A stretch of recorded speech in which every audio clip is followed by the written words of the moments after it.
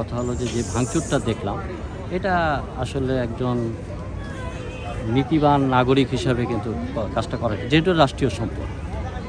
সম্পদ হিসেবে আমাদের ভাঙচুর করার কেন, যেহেতু এটা আবার যখন নতুন করে পুনরুদ্ধার করা হবে আমাদের পয়সা দিয়েই করতে হবে, জনগণের ট্যাক্স দিয়ে।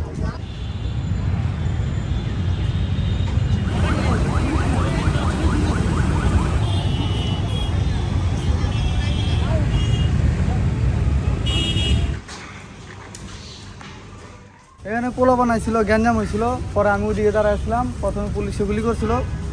পরে দেখে আর পারতাছে না, অনেক মানুষ আইসা করছে, তো পরে পুলিশের দিকে গেছে পিছনের সাইড দিয়ে। এগুলো কি